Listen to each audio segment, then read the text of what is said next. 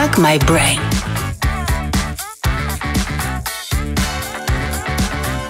É hora de dar um boom na sua mente. Está começando um delicioso episódio da F My Brain. Por aqui a gente trata sempre daqueles assuntos que bugam a nossa mente, que tiram o nosso sono e que no fim das contas afetam a nossa saúde mental. Ahá, atenção ao tema de hoje. O nosso tema é: vamos falar sobre traição? Fuck My Brain. E para falar desse tema, nós convidamos a Ana Canosa, que é psicóloga, terapeuta sexual, terapeuta de casais e educadora em sexualidade, coordenadora e professora dos cursos de pós-graduação em sexualidade do Unisal e do IBC-MED,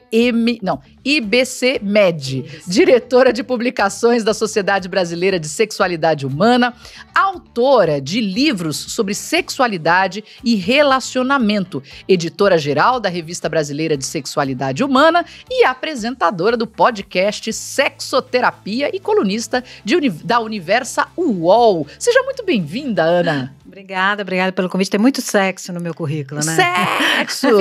Fiquei com inveja. Mas não faço tanto quanto eu falo. Isso é um outro tema, porque estamos fazendo menos sexo. Mas nós também estamos aqui, eu, Marina Machado e Natália Mestre. Eu, Marina Machado, especialista em comunicação, liderança e de vez em quando em astronomia, astrologia, exploração espacial, coisas do espaço no geral e talvez signos, sei lá, Nath. Você, especialista maravilhosa, Natália Mestre, em branding e estratégia para marcas e pessoas. Oi, para todo mundo que nos ouve, nos assiste. Oi, Ana, seja muito bem-vinda. Eu sou muito sua fã. Fui eu que fiquei stalkeando ela, tentando, vamos Ana. Tô muito feliz que deu certo e que a gente vai bater um papo incrível hoje. Então vamos começar. Vamos falar sobre traição, mas só depois que você entrar nas nossas redes, se inscrever, por favor, faça isso, ajude a mais pessoas encontrarem o nosso conteúdo. Se inscreva, compartilhe, acione o sininho. Vamos lá no YouTube, @canal F My Brain, no Spotify, @F My Brain. Estamos no Deezer, na Amazon Music, pode ouvir em qualquer lugar do planeta. Estamos em todos os lugares, não há desculpa. E estamos no Instagram, @fmy.brain.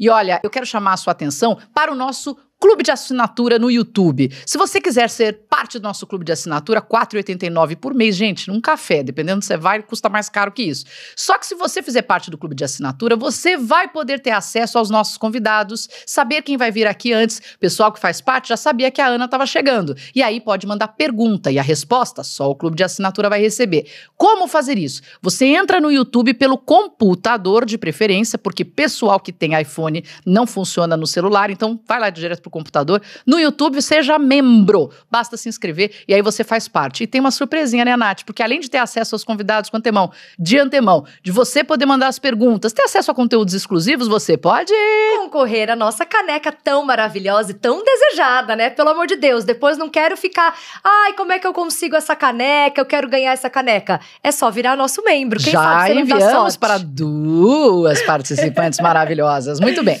Agora vamos falar sério, gente, porque traição é uma coisa que agora bombou. Tivemos o caso da Isa, dependendo de quando você estiver assistindo esse vídeo, pode estar passado já um bom tempo, mas a cantora Isa, ela grávida, acho que já de 6 meses do filho, do namorado, descobriu uma traição. E é uma coisa terrível.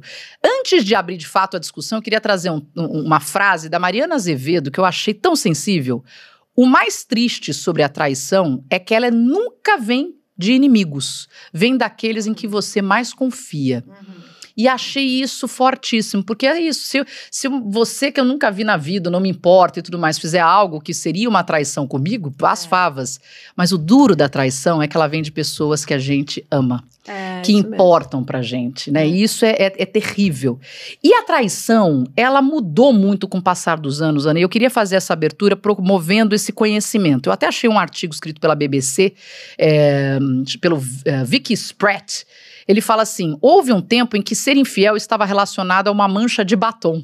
Não é verdade? No pescoço, na cueca, no colarinho, aquela coisa, incriminador o negócio. Só que aí as redes sociais começaram a fazer aquela, uma pessoa beijando numa festa, você vê uma foto, as pessoas estavam juntas, a coisa vai ficando mais complicada.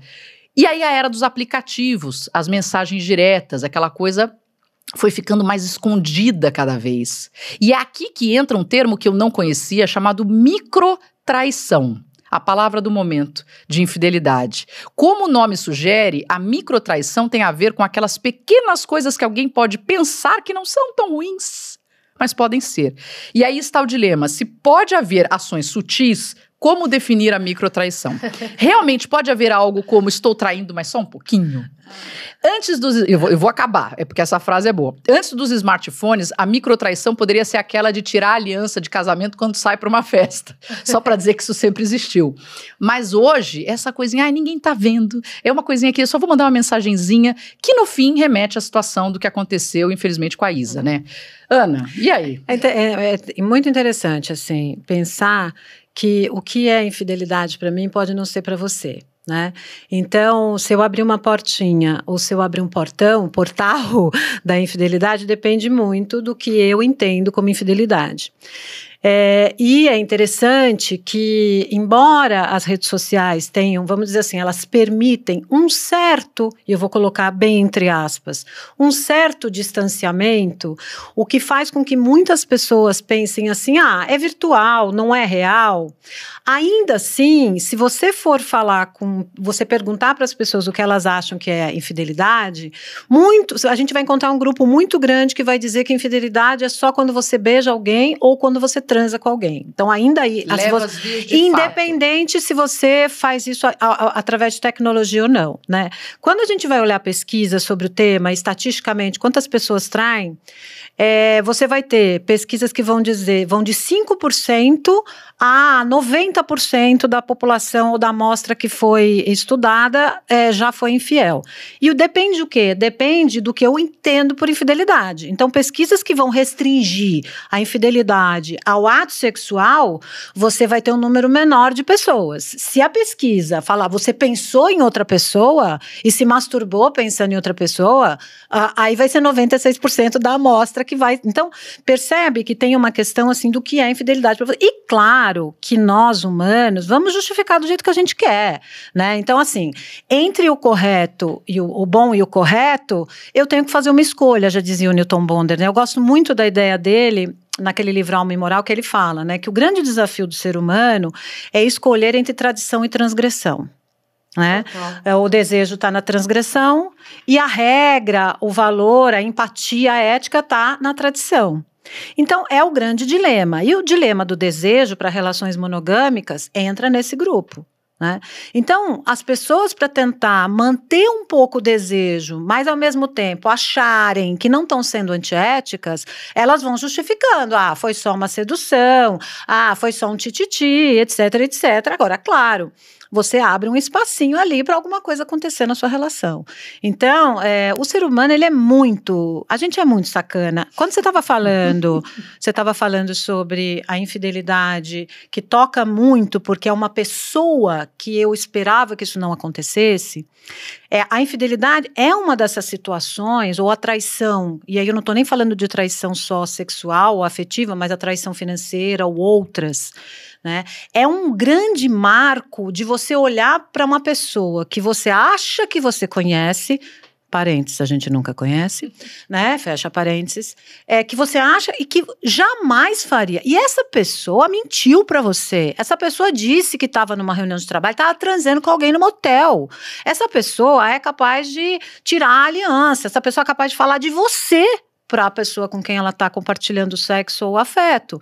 Então, a gente se depara com uma parte do outro que a gente não conhecia muitas vezes. E pior, você se depara com uma parte de você que você não conhecia. Porque você pode ser super cabeça, racionalizado, falar de não monogamia, até que você é traído. Aí você fica louca. Você fica completamente maluca. Aí você liga pra pessoa. Você faz coisas que você nunca imaginou, em sã consciência, madura, com a terapia em dia, o caralho, que você ia fazer. Concordo. Né? Então, assim, a infidelidade é essa temática relacional que coloca a gente diante do pior da gente. Da capacidade que a gente tem de manipular, da capacidade que a gente tem de mentir, da capacidade que a gente tem de ser louca, de ser louco. Então, ela coloca... E é muito duro, porque... A gente tem, por exemplo, as consequências de uma infidelidade, né, vão desde transtorno de estresse pós-traumático até depressão, né, fica um marco. E, dependendo da personalidade daquele que foi traído, dependendo do tipo de traço de personalidade, às vezes a pessoa nunca supera. É verdade. Né? Se tiver um olhar mais melancólico para a vida, se for uma pessoa... O ciclo de vida, o momento... isso também é legal. Já vou... Gente, eu falo muito. Não tem problema. É que eu vou falando muito. Mas, por exemplo, é curioso também essa justificativa o quanto que aquela traição tem um grau de sacanagem máxima. Tá? Tem grau de sacanagem. A gente faz, o ser humano faz. Porque é infidelidade, ponto. Ok? Você tem um contrato, você ultrapassou, atravessou esse contrato, infiel. Ponto. Mas a gente, ser humano, como nós somos, né, a gente vai colocando graus de problematização. Bom, se viajou e transou com uma pessoa aleatória, que eu nem vi, que não trocou nada, não sei o quê, não disse eu te amo, não sei o quê, aconteceu, ou bebeu demais, beleza. Mas se for com a minha cunhada, e gente, vocês não têm noção o que as pessoas fazem de infidelidade com pessoas da família, cunhados e cunhadas, é uma loucura. Se for na minha casa, o grau de sensação de... É uma violência. A gente vai estabelecendo esses graus. Isso não é nada científico, isso é humanístico, né? As pessoas falam, né? Se for na minha casa, na minha cama, você foi capaz de fazer isso com a minha melhor amiga, com o meu melhor amigo, com o meu cunhado, e começa assim, né? O grau de problematização. E também... acho que serve muito como uma justificativa. Peraí que eu vou bater a cabeça na mesa. Pela humanidade aqui, assim. Da família é cruel, né? Nossa Senhora! Mas é muito comum. Da família é muito cruel. Ana, você sabe que eu acho que a traição é uma coisa que... É uma ideia de que o culpado não é o traidor, sabe? É um negócio tão doido, assim, porque eu acho que estabelece no traído uma culpa de onde ele falhou. Parece que ele não deu conta, sabe? Que ele falhou em algum momento, que ele não é bom o suficiente. Isso é ótimo você falar. E eu queria ouvir de você isso, porque a gente tende a achar que a culpa de qualquer infidelidade tá na gente. Então, eu fui traída porque eu não tô tão bonita, porque de repente eu não transo tão bem, eu não sou mais tão jovem. Mas o que leva, de fato, as pessoas a serem infiéis depois de 30 anos de sexo na sua vida? 40 minutos para a resposta, vamos lá. Primeiro, que eu já quero fazer outra pergunta. Primeiro que eu acho que tem duas questões importantes para a gente falar sobre o que você está dizendo, né? Uma delas é que existe... Acho que talvez as duas estejam alicerçadas no que a gente entende pelo relacionamento conjugal, afetivo, sexual.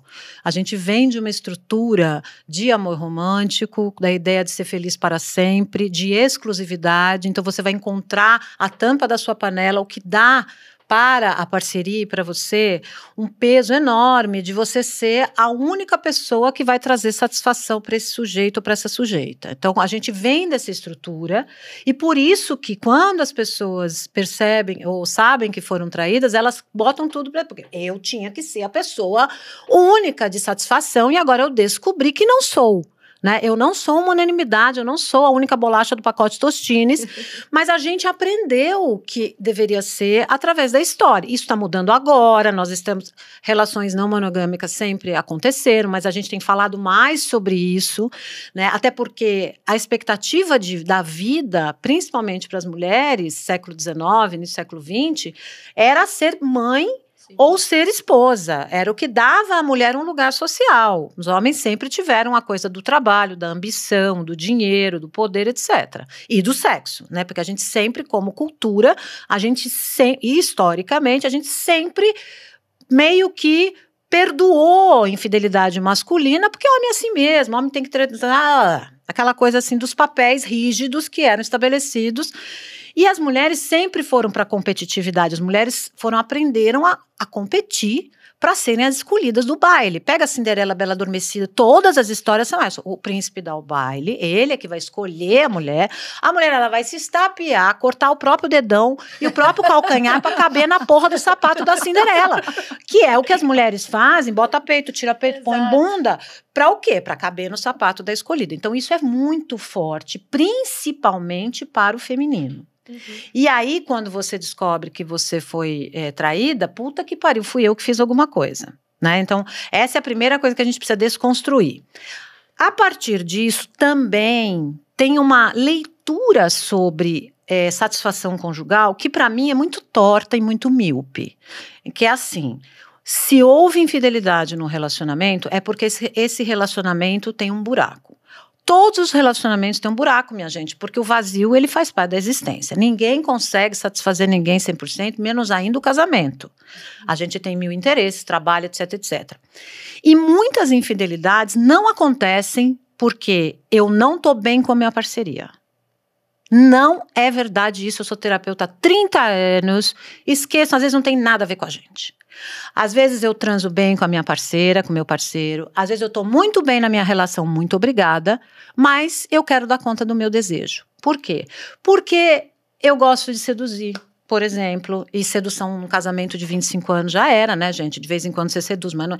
Eu gosto de flertar, porque eu gosto de variar sexualmente, porque eu adoro transar. Eu adoro, para mim, o sexo é vida. Porque eu gosto do perigo, eu adoro viver o perigo. Porque eu tô meio de saco cheio da vida e, de repente, um romance vai funcionar para mim. Não tem nada a ver com a minha parceria ou com a minha relação. Às vezes tem a ver, e às vezes não tem nada a ver. Tanto que tem pesquisas que mostram que pessoas sexualmente satisfatórias e que gostam muito de sexo traem mais. Uau. E por que isso? É porque tem um problema na relação? Não, é porque esta pessoa é uma pessoa para quem o sexo move a vida. A pessoa se sente viva. A gente não se sente, por exemplo, eu me sinto viva trabalhando, muito, assim, tem gente que se sente muito vivo, que assim, a vida tá pulsando se estiver transando com pessoa diferente, estiver conquistando, faz parte da característica daquele indivíduo. Aí é um ponto que eu quero entrar. Porque Bora. assim, eu entendo que nesse processo existe muito auto-engano. Você vai se relacionar com uma pessoa, mas eu não conhecia esse lado da pessoa. Você conhece o mínimo. Você conheceu em um lugar, você tem um histórico. Muitas vezes é de um grupo de amigos. A pessoa foi e já traía antes, ou já sempre foi namoradeira, ou namorador, namoradeiro, etc e tal. E aí ficou comigo, a coisa mudou completamente. É a ideia a pessoa sai com as amigas toda semana, ou joga futebol toda semana, quando tá comigo, para com isso. Não existe uma nova pessoa. É uma união de pessoas. Aquilo ali continua existindo. Então, você vem de um histórico onde a pessoa sempre foi muito chegada a se envolver com certa variedade, com você vai apaziguar tudo por quanto tempo? Então, eu acho que tem muito auto-engano nesse processo. Às vezes, a própria pessoa não se percebe assim, né? Às vezes, você não conhece esse passado também. E tem uma questão, é que o início dos relacionamentos, se eles começarem por apaixonamento, na paixão, a gente é monogâmico biologicamente, normalmente, assim. Quando você está apaixonado, é você, o outro você. Você entra numa simbiose que você não precisa fazer força para recusar outros desejos. Tá. Você simplesmente, naturalmente, você recusa porque o seu foco está na relação eu e tu aqui. Então, quando diminui o apaixonamento, que você vai saindo um pouco dessa relação e olhando o outro como o outro verdadeiramente é, aí que eu acho que outras necessidades começam a aparecer. Porque eu vou voltando um pouco para esse meu espaço menos simbiotizado com o outro. E aí que entra o grande problema, que é a relação com o terceiro. A hora que entra o terceiro, é difícil. E o terceiro, meus amores, não precisa ser uma pessoa. O terceiro pode ser o WhatsApp.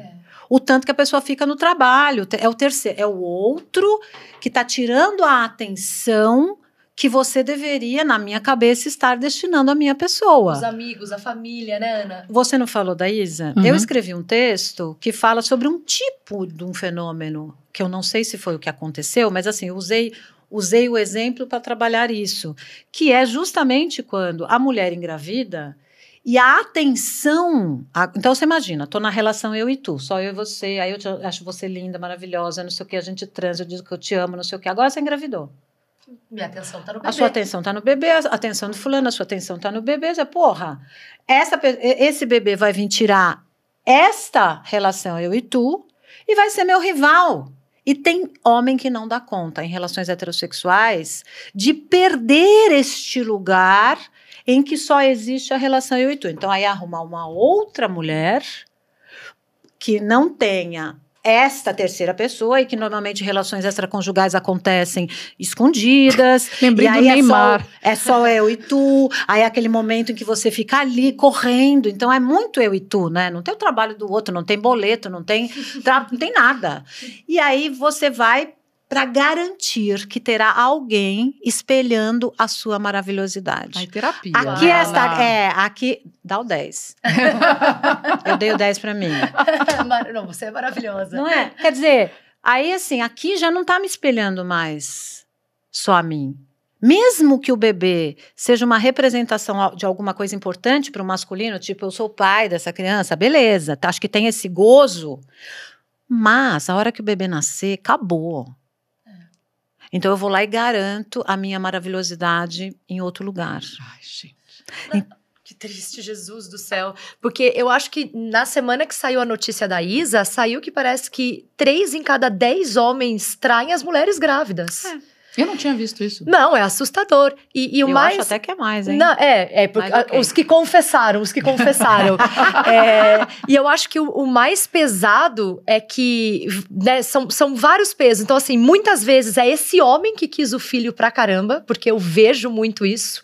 O homem, tipo, querendo esse filho, pedindo um filho, e aí a hora que a mulher tá grávida... acontece isso, e óbvio, pega a mulher num momento de mais vulnerabilidade. Exatamente. Que poderia existir, né, Ana? E de muita potência, porque ao mesmo tempo que é vulnerável, é potente porque a mulher pode gestar. Então, por mais que a gente saiba, né, que a maternidade tem o seu peso, etc., a gente pode fazer isso, a gente pode gestar, coisa que o homem não pode fazer, né, a não ser alguns homens trans. Então, é um lugar de potência também, de muita interação, e que a gente, como casal, precisa lidar com esse terceiro. Então, e lidar com o terceiro, esse terceiro que intervém na nossa relação dual, é um desafio desde os 2, 3 anos de idade. Eu não sei se vocês têm filho pequeno, mas é assim, se você tem um filho de 3 anos... Você convida um amiguinho pra brincar, tá tudo bem. Você convidou 2, fudeu. Alguém se sente excluído, vai quebrar o pau. Vai quebrar. Melhor você convidar logo 3 pra formar 4. Porque eles viram uma coisa assim, que eu tô brincando aqui, mas por que você tá gostando mais do outro do que eu? Que é justamente a fase em que a criança tem que lidar com essa ideia de que ela não é o bebê rei. É a fase de corredor. Exatamente, do eu e tu. A Melanie Klein falava, né, o rei bebê, porque tá tudo pra mim. Aí eu começo a perceber que não é só pra mim. Tem um irmão, ou se não tem irmão, tem o trabalho da mãe, o trabalho do pai. Tem, né, a criança faz assim, no rosto. No rosto, pra tipo, olha pra mim. Tira do celular, né? Então, tem uma questão da exclusividade. Eu tô vendo tudo isso acontecer. Tem uma questão da exclusividade que tem a ver com a proposta monogâmica que a gente questiona tanto, né? Mas tem a ver também com essa fase do desenvolvimento infantil em que todo mundo acha que é exclusivo.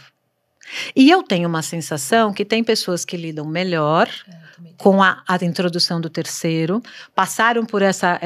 E tem pessoas que não suportam, sabe? Não suportam. E isso vai desde a pessoa que é infiel, que sente ameaçado porque a parceira ou o parceiro trabalha demais, ou porque também acontece, está ganhando muito, ou sei lá, quando ela se sente vulnerável, ou também a pessoa que foi traída e que não consegue passar por isso, que não consegue dar conta disso, e que vai levar isso para o casamento o resto da vida, que vai fazer o parceiro ou a parceira ser prisioneiro dessa infidelidade que aconteceu em 1920, e fica, e pune, que também não resolve nada. Sim. Eu vejo as pessoas conversando, inclusive mais abertamente, sobre acordos que são feitos, né? Então, existem casamentos mais abertos. Tem pessoas, você tá num casamento monogâmico, mas tem pessoas que são tão ciumentas e tão agressivas e tão aquela coisa que você sabe que se algo acontecer, vai ser a ruína, até uma violência pode ocorrer. E outras que seria mais uma tristeza, ou que levaria ao término, ao afastamento. Quer dizer, tem um nível de intensidade desses acordos emocionais. E aí eu lembrei, ao vir para cá, porque eu gosto de trazer algumas dicas de livros, e há muitos anos eu li esse livro, Quando Nietzsche Chorou, não sei se você já li. Que tem vários casos, né? Tem vários casos. Bom, o Irving Yalom, ele é um autor demais. incrível, então para quem tá só ouvindo, eu vou mostrar aqui no YouTube, mas o livro Quando Nietzsche Chorou, escrito por o Irving D. Yalom, 100 anos após sua morte, Nietzsche é a principal personagem deste romance magnífico sobre o nascimento da psicanálise. Mas o que tem nesse livro que eu achei muito interessante? O livro conta a história dele e de um outro psicólogo chamado Breuer, e que esse Breuer, ele é apaixonado por uma paciente dele. E ele quer viver essa paixão de alguma forma, ele fica muito ligado ao cuidado com ela, se envolve numa paixão e ele fica mentalmente se imaginando com ela, só que ele é casado e tem filhos. Então ele fica vivendo essa paixão e aí mais pro final do livro, ele participa de uma sessão que ele pede com o Nietzsche, de hipnose. E aí, nessa hipnose, ele vive a separação, essa relação, e aí ele vai e fica com ela, mas ele não sente o que ele sentiria, enfim, realmente, aqui é longo para ler, porque são várias páginas, mas ele tenta voltar para a esposa, e quando ele chega lá, todas as coisas estão jogadas na rua, e ela já está com uma outra pessoa, feliz com outro homem, os filhos estão felizes com outro homem dentro de casa, e ele sente-se destruído, porque não era aquilo que ele queria. De verdade não era aquilo que ele queria. Ele queria ter vivido uma brincadeira, alguma coisinha, se sentir amado de alguma forma, mas não, jamais perder a esposa, os filhos que ele amava profundamente. E aí ele acorda dessa hipnose e ele fica destruído por aquilo, mas fala que é uma bênção, porque ele sentiu, ele viveu aquilo que a gente não consegue viver, né? Mas pela hipnose ele conseguiu e já não faria mais isso. E aí a vida dele muda. Mas eu achei isso muito rico, porque o que eu acho que o exercício, às vezes, do ceder ao instinto, à vontade frívola, né? Do tô aqui, ninguém tá vendo, né? Falta calcular o quanto de dano você pode gerar. E ter essa frieza, Ana, de parar e pensar se o que eu estou fazendo vale o que eu posso colocar, o que eu estou colocando em risco. Porque esse cálculo a gente não faz na emoção. Olha, mais 40 minutos para falar só sobre essa nota parte. 10, eu adorei que ela deu nota 10 para ela mesma, foi a primeira vez de alto nota 10 gente, aqui. Não é arrogância, porque eu dou aula. Maravilhoso. Não, eu dou aula, inclusive, sobre infidelidade, estudo bastante, estudo muito, e tenho 56 anos, 2 casamentos, e enfim. E um armário de roupas incrível. 30 pessoas. Que maravilhoso. Então é um tema que eu tô muito habituada a navegar. Você trouxe algumas questões interessantes, que é assim, primeiro, vou voltar de novo para a questão da empatia, né?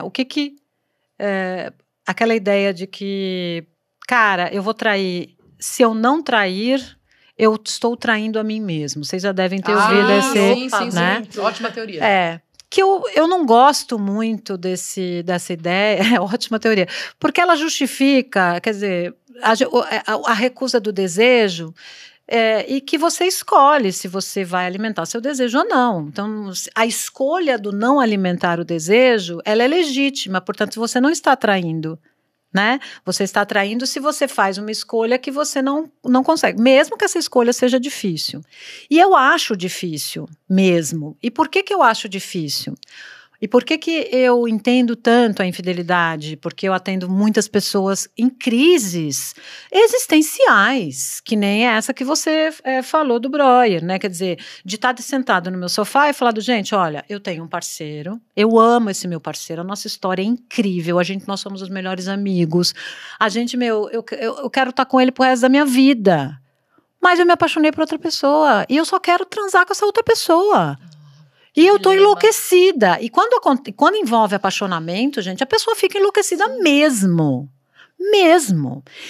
E é interessante porque o que eu vou, né? A gente fala com muita facilidade, não, tem que recusar o desejo, tem que ser ético, mas o ser humano, ele é falível pra um caralho. E aí a pessoa fica assim, ok, o que eu vou fazer? A vontade que as pessoas têm nessas histórias é chegar pro parceiro e dizer assim, ó, vamos dar um tempo, a gente se encontra daqui a 10 anos que eu vou viver um negocinho ali.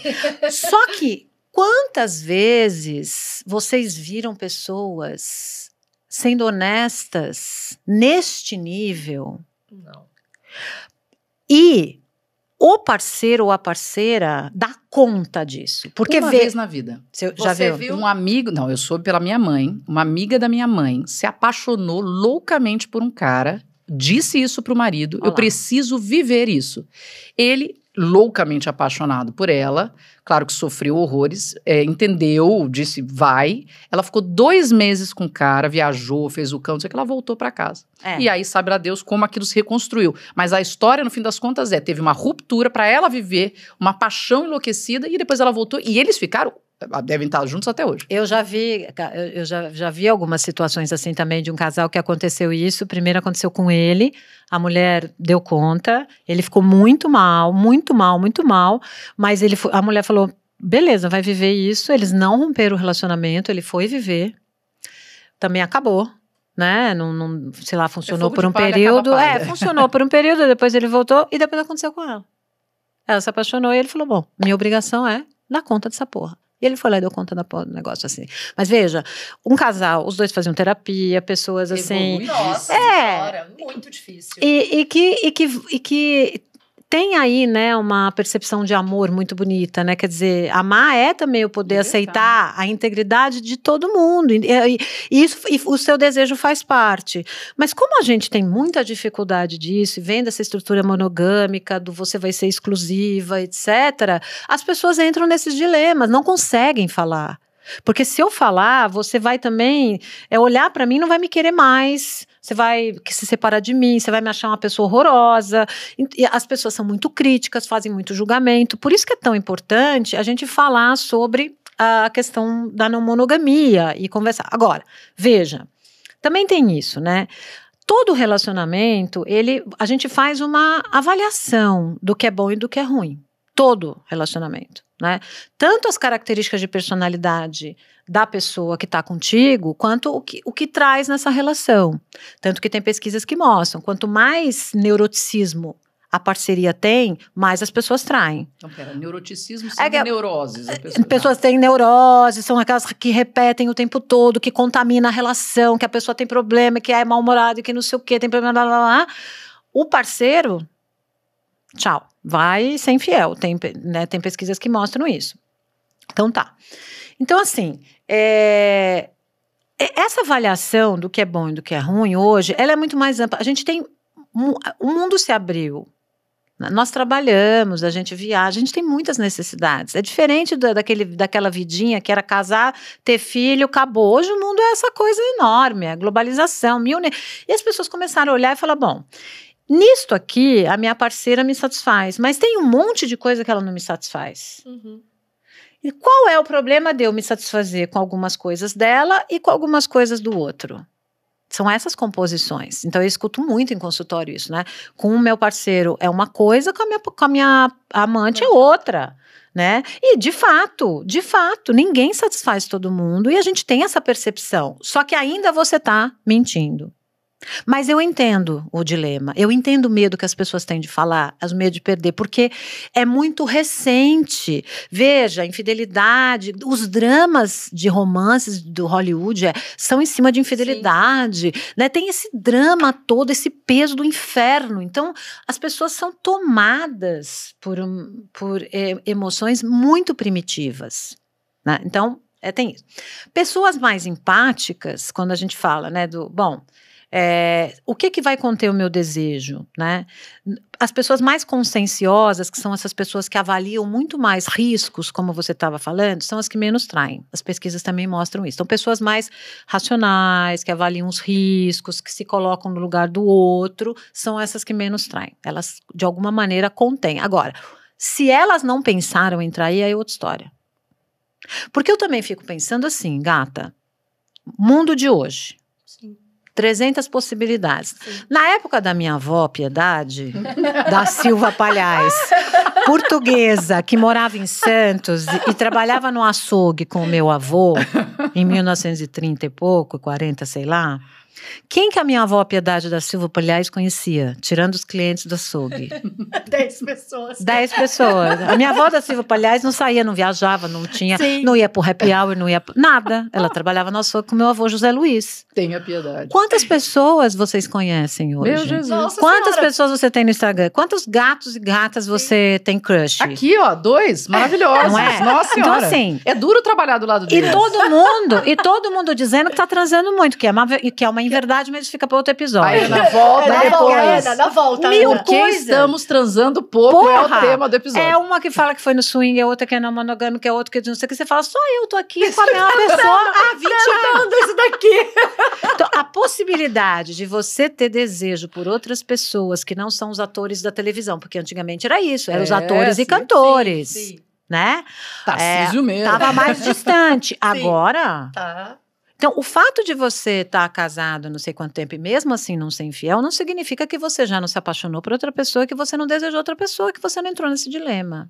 Porque é, de fato, difícil. Gente, olha só, o desejo, ele é destacado do afeto, muitas vezes. Uma coisa é a energia amorosa.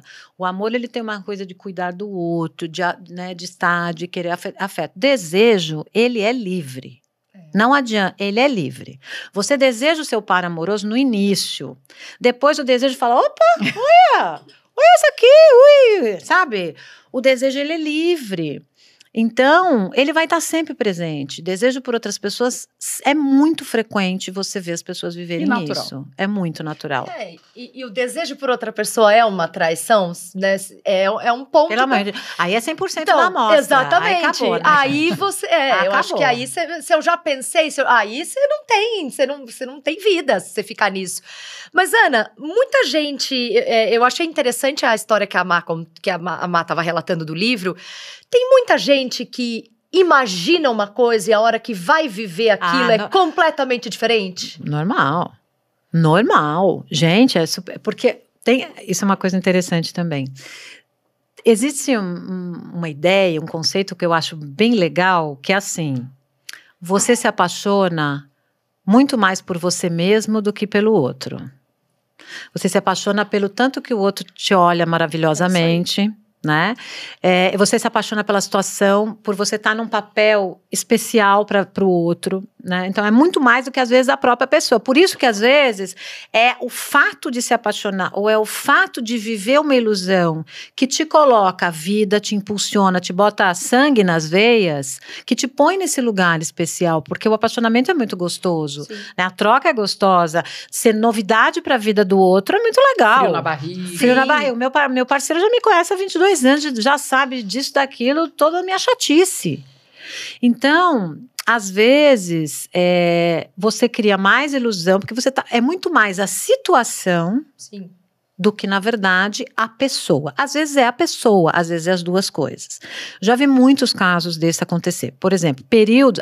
também, essa pesquisa eu também vi esses dias, bem interessante. Atenção. Que... É uma pesquisa que olhou, eles fizeram com homens, então eu não sei se com mulheres aconteceria o mesmo, mas eles perceberam que os homens são mais infiéis em idades com final 9. Nossa! Especialmente 39 e 49 anos. Grandes mudanças, né? A virada das grandes mudanças. Então é aquele cara que ele vai passar 40 anos, aí ele olha pra mim, mas eu não aproveitei nada, eu não fiz não sei o quê. Ou ele tá com quase 50 e ele fala assim, minha vida, eu não sei se eu quero continuar trabalhando nisso. Agora eu tô me encaminhando pra velhice. Eu tô mais careca. Eu vou perder. Então é olhar pra vida e aí, o caso aparece como como uma novidade, como uma coisa para te tirar desse estado de olhar para o seu vazio. Então é interessante também, porque às vezes a infidelidade, ela acontece porque te tira desse espaço, tira do lugar de olhar para o vazio da existência, o que eu faço, o que eu vou, mundo, quem eu sou, né? Ou tá um saco, Tá difícil de aguentar esse saco dessa vida, tá difícil de aguentar a mesma coisa, tô precisando de alguma coisa nova, Sim. né? Então, e todo mundo vai passar por isso. Por isso que eu acho que se fizessem com mulheres também poderia ser bem assemelhado.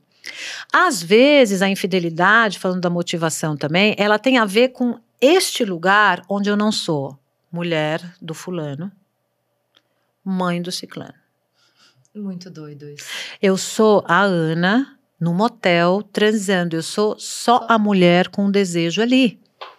Então também é esse cansaço dos papéis que a gente ocupa, e é um lugar onde eu posso ser, não tenho nada assim, não tenho obrigação, eu não tenho que exercitar nada, eu posso exercitar livremente o meu desejo e o meu prazer. Então também muitas vezes a infidelidade ela acaba onde as pessoas encontram esse lugar. Quando a gente está falando, né, de tipos de traição, eu fiquei imaginando se tem ambientes que são mais propícios a isso. É que com a rede social, você vai lá e acha bonito, não sei o que lá, manda mensagem, enfim, e os DMs e as coisinhas secretas lá que, enfim, causam a situação que inclusive gerou, mas foi por WhatsApp, né, a história da Isa. Mas o trabalho é o mais... Trabalho, sim. É o mais? Eu acho que sim. Eu acho que sim. Porque é onde você tem, talvez, onde a gente passa mais tempo do nosso dia e onde você tem, normalmente, depende do trabalho, óbvio, muitas pessoas ali, né?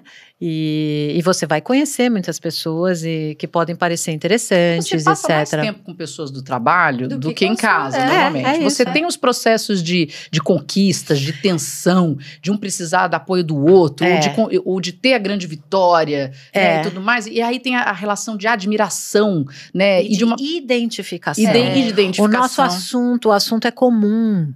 E a gente se reúne para falar mal do fulano, e a gente vai xingar o chefe, e a gente vai falar do nosso trabalho no happy hour, e a gente vai falar, e às vezes a parceria não tem nem interesse naquele seu trabalho, não, você mesmo não tem interesse em dividir, ou às vezes esse casal está muito distante, porque muitas vezes algumas infidelidades acontecem também pelo distanciamento da relação, ou por problemas sexuais, que não se resolvem, então vai lá e, né, acaba tendo um relacionamento extraconjugais para satisfazer sexualmente, já que dentro do relacionamento não acontece.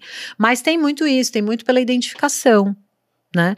E é óbvio, e isso é meio óbvio, porque no final das contas a gente quer parceiros ou parceiras com quem a gente tenha valores assemelhados e assuntos de identificação. Até como médico casar com médico, jornalista casar com jornalista, falam a mesma língua. Sim, exatamente. É que eu olho mesmo. Eu tenho um pouco de pena de quando você olha de uma forma assim tão simples e você entende o ser humano funciona desse jeito, a coisa funciona desse jeito, e as pessoas ainda viverem e sofrerem com tudo isso, né? Eu acho uma pena. Quando você entende como é que a gente funciona, como é que a gente deseja, como é que a gente...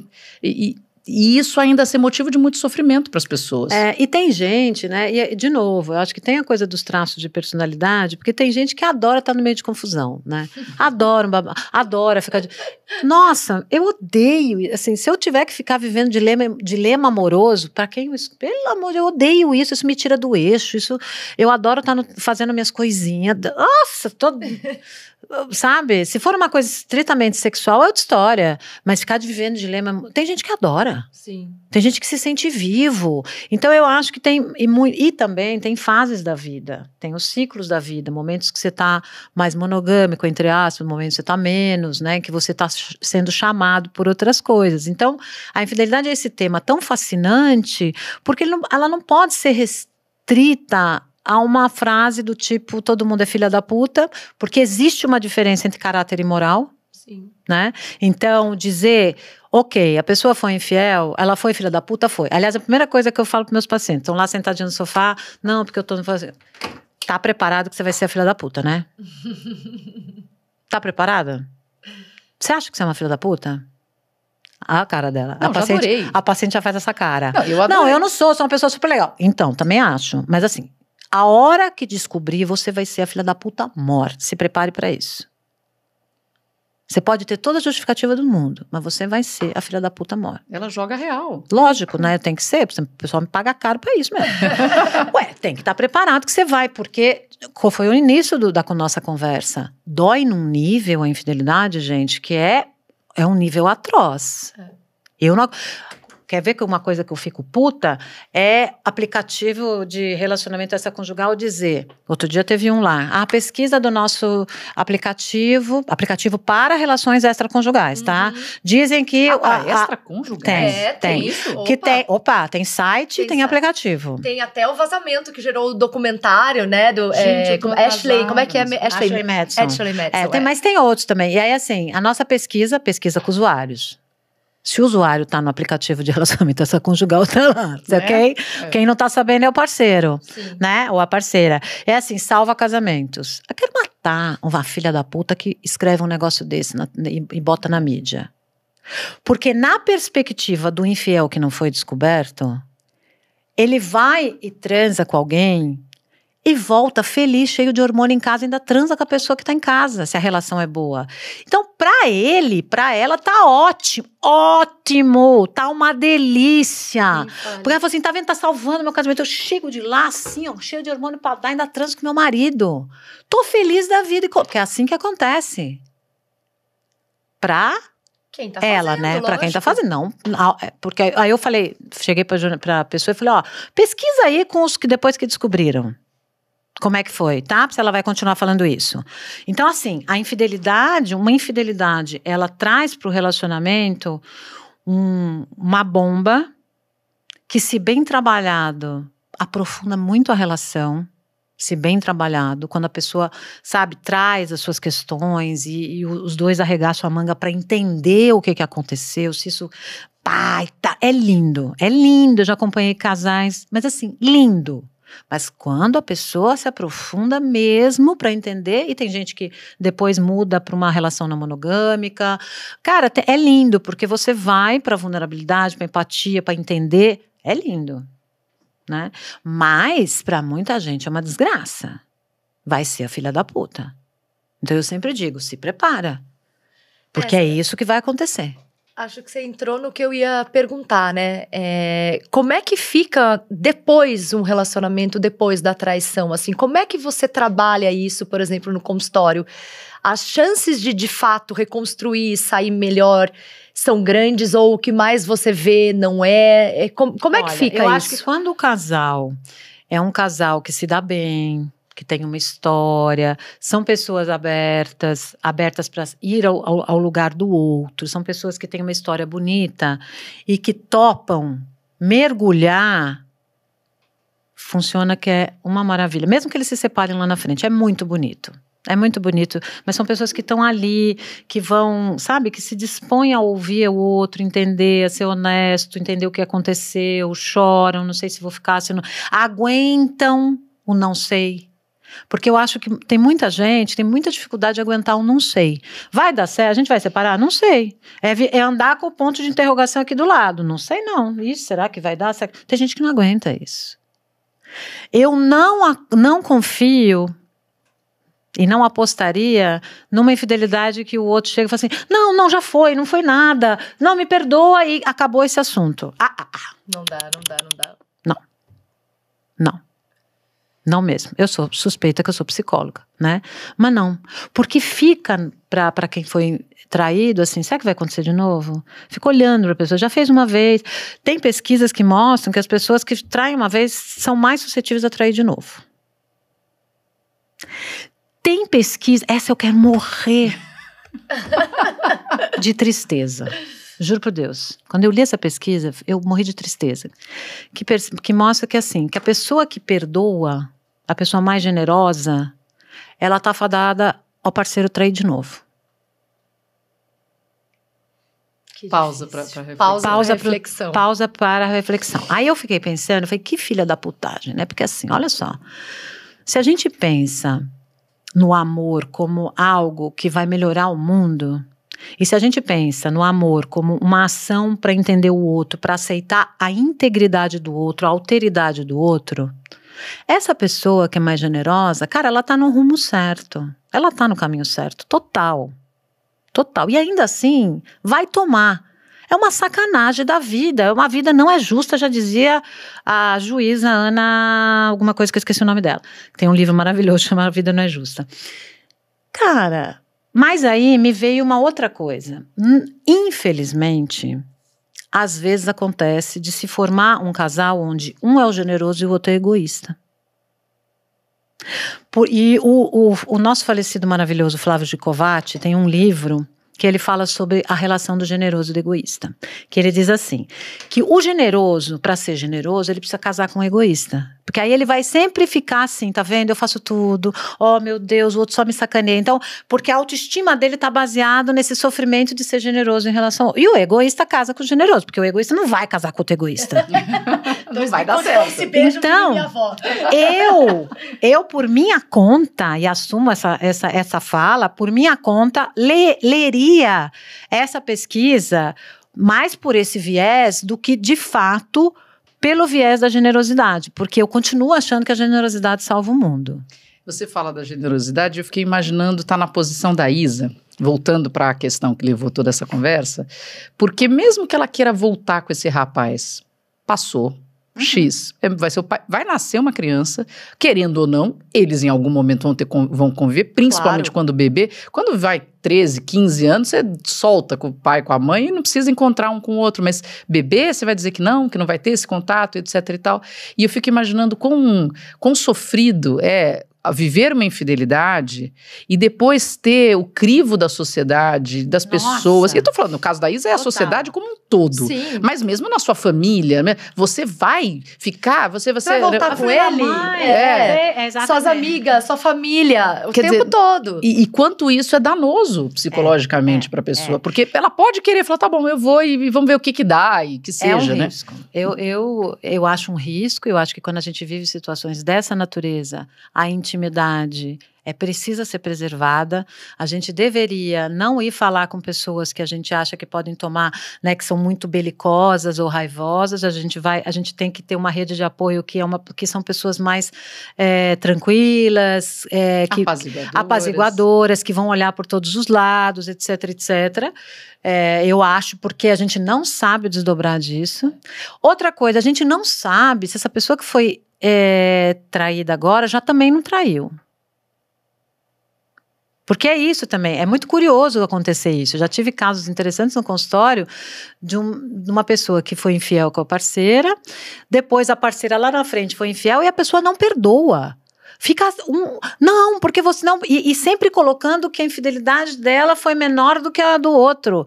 E fica ali, e não perdoa. E a outra fala assim, mesmo, tu fez a mesma coisa, cacete, sabe?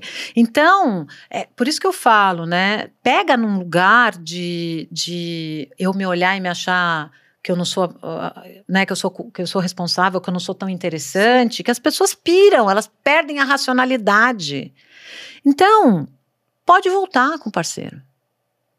Pode voltar, pode mudar, pode... Sei lá, gente, não dá pra gente ficar julgando, todo mundo é filho da puta. É aquela coisa da moral e do caráter. Que a gente falou um pouco mais no início, um comportamento de uma pessoa que tem essa ética, moral, etc e tal, e a outra é um acontecimento. Exatamente. Então, é aquela coisa que eu tava falando antes, né, que eu acho que eu voei para o outro lado, que é entre moral e caráter. A moral é essas regras que você coloca pra você...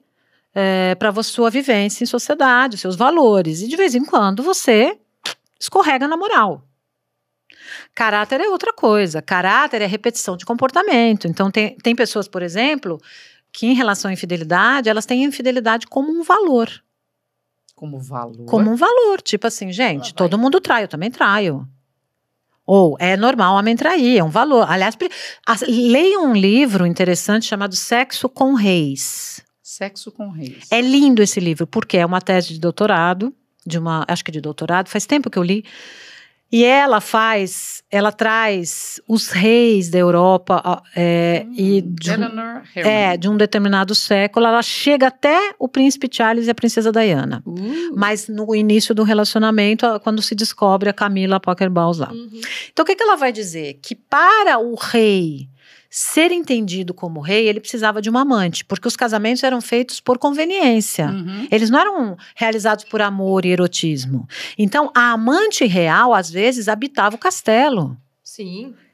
E aí, só que isso acabou incorporando a imagem do masculino. Então, e ela conta a história, por exemplo, de um rei russo que amava a rainha. Ele adorava a rainha. E mesmo assim precisou arrumar uma concubina para poder configurar o seu papel de rei. Olha que loucura.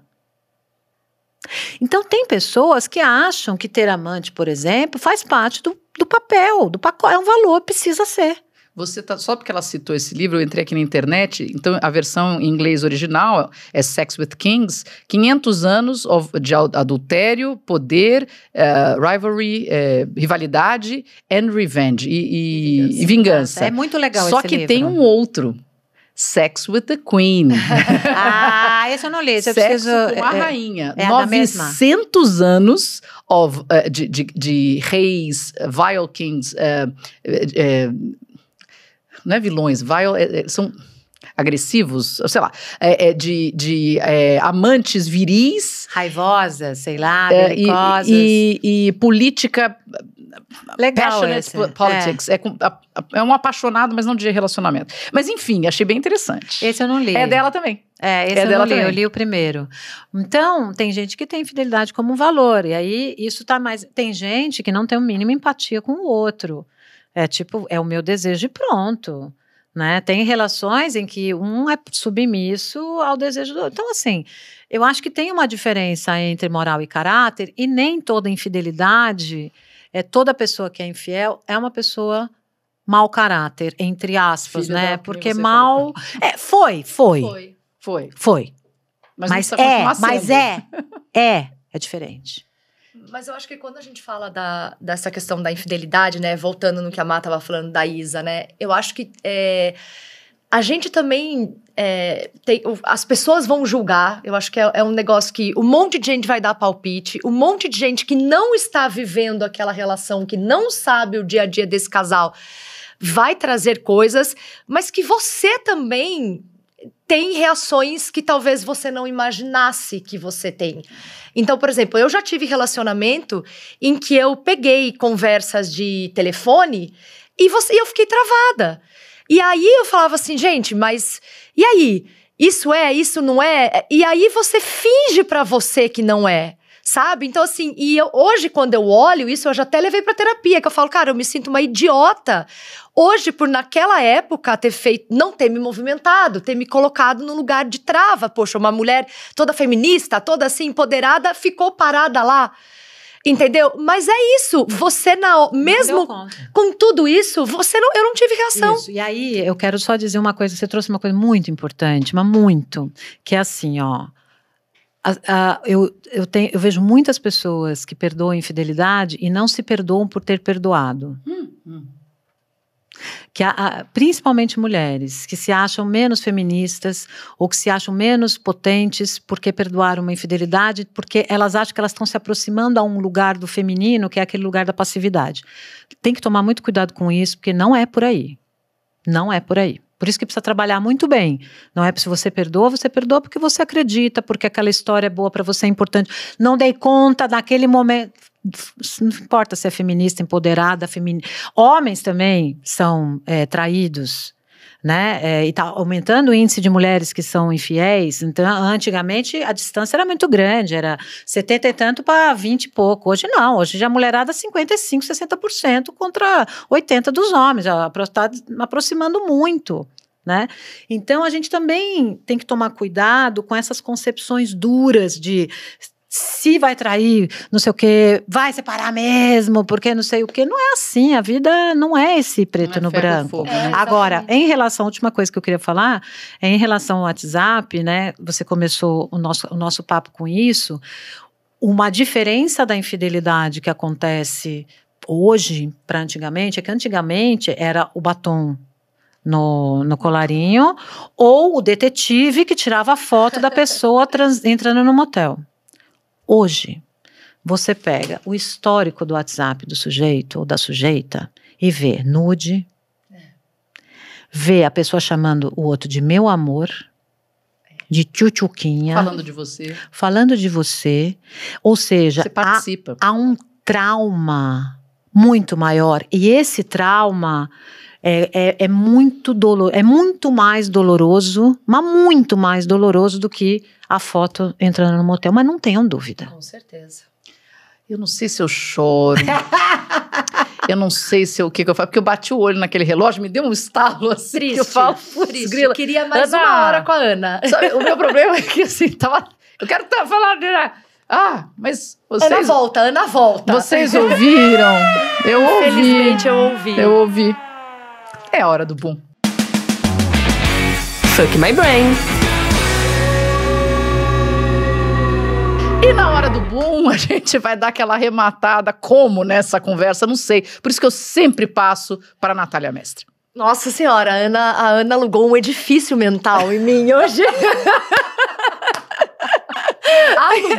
Alugou um edifício mental. Você tá anotando? Eu vou ficar com a Ana na minha cabeça hoje o dia inteiro. Tem tanta coisa. Imagino que não é a minha cabeça. Eu imagino. Ana, de verdade, eu não sei como você pode se relacionar sabendo de tudo que você sabe, ela sabe? É muito mais saudável no relacionamento dela. Não, eu acho que ela é muito tipo assim, vamos viver, é isso aí, acontece. O lance não, é quem não tá vamos pensar. A Ana, que tem que saber que ela sabe. Caraca, Ana, como é que você consegue? Gente, eu realmente acho... Eu vou voltar para uma coisa que eu acho clichê, mas eu realmente acredito. Eu acho que vale o contrato que é feito. Sabe? Que todos os relacionamentos existem um contrato. Nós sentamos e falamos, vamos ser monogâmicos, sentamos e falamos, não vamos ser. Vivemos sabendo que temos desejos, eu não sei, eu acho que a gente tem que começar a trazer mais essas conversas para o relacionamento, porque tem relacionamento que não conversa sobre isso.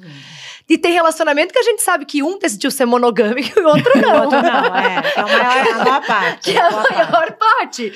Então, eu acho que a gente vai precisar trazer mais essas conversas para o relacionamento, talvez. Mas eu ainda voto que se exista um cumprimento do acordo que foi feito. Sabe? No sentido de, se a gente falou os dois, né? Seja aí um casal homossexual, um casal heterossexual. Nós dois firmamos algo que nós vamos ser assim? Vamos ser assim. Não, eu acho que descumprir aquilo é o que coloca você num lugar, né, do traído, num lugar muito complicado, que é um acordo que foi desfeito. Se de repente os dois estivessem cientes, eu não sei, é muito dolorido, gente. Eu posso te frustrar um pouquinho? Eu ia fazer isso agora num boom que eu ia ter que eu juro que eu acredito nisso. Então, pera, faz a frustração no final. É porque eu concordo. Primeiro, em primeiro lugar, em primeiríssimo lugar, que a gente tem que conversar mais sobre isso. Primeiríssimo. Segundo lugar, que as pessoas têm que estabelecer alguns contratos.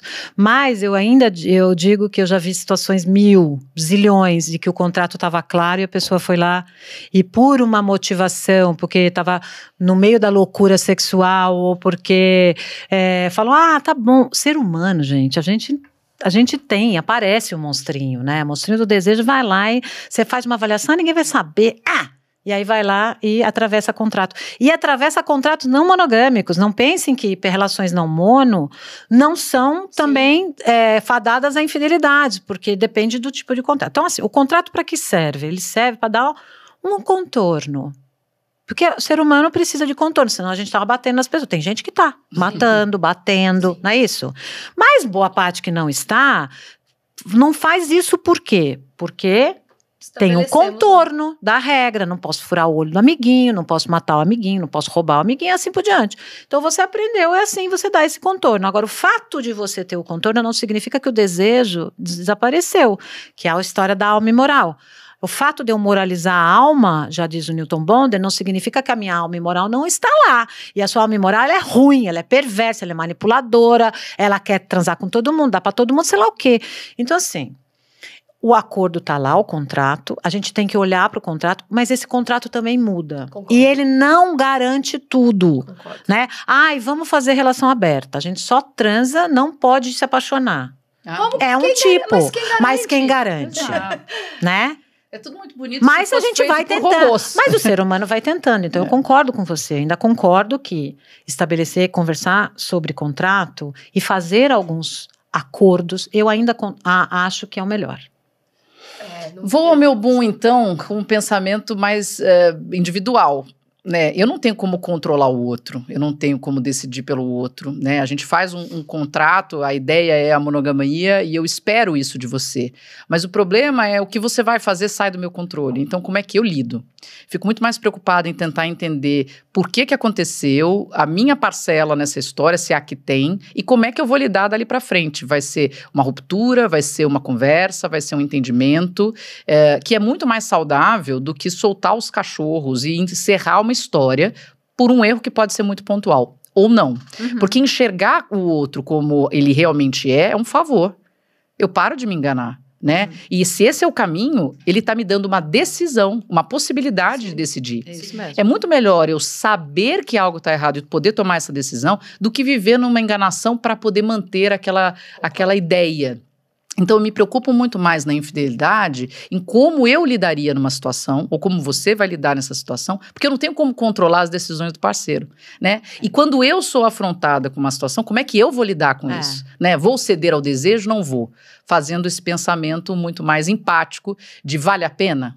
Né, esses segundos, esses minutos, essas horas, esses dias que seja, diante de tudo que a gente tem para viver. Acho que quando eu penso em fidelidade, eu penso, é o famoso vale a pena perder, colocar tudo em risco. Né? E acho que as pessoas têm, assim, se eu posso dar uma dica, assim, eu entendo muito a infidelidade, eu entendo que isso pode, que a gente está nesse processo de mudança, porque quanto mais a gente falar de relações não mono, menos as pessoas vão precisar ser infiéis, né? Elas vão poder, de repente, fazer outros acordos e as pessoas serem mais verdadeiras nessa perspectiva. Eu sei que é uma conversa difícil, nem todo mundo topa, e tudo bem, mas eu acho que é uma conversa possível.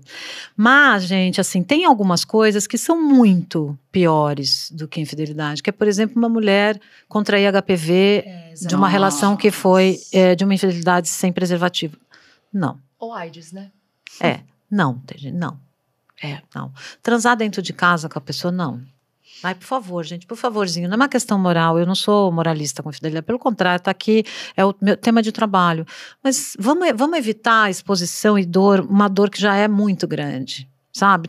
A gente tem que desenvolver empatia, porque senão o relacionamento serve para quê? Eu vou terminar essa conversa falando de uma situação que a gente comentou antes de entrar aqui no estúdio. Essa semana, um cara levou uma multidão, quer dizer, deve ter chamado as pessoas na rua para frente do motel para aguardar a saída da esposa dele, que ele sabia que estava com um cara lá dentro. E as pessoas estavam na porta do motel e ele gravando e falando, Isso foi anunciado de uma rede social? Saiu em algum lugar, só que você não vê o final da história, você não vê se aguardaram até a saída, que fim levou, que é um horror, mas me assusta as pessoas na porta do motel esperando a saída e o cara gravando aquilo e falando, ela vai sair. Essa virou a filha da puta.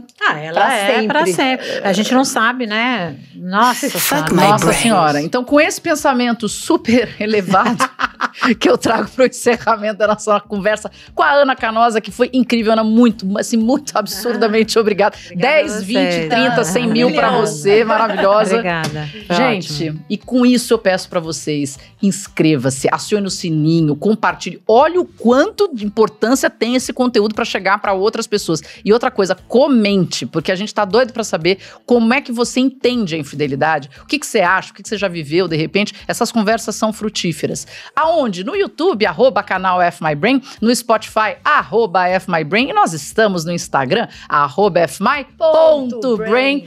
Quinta que vem a gente está de volta às 18 horas. Aguardamos vocês. Até lá. Tchau, tchau. Fuck My Brain. Fuck My Brain.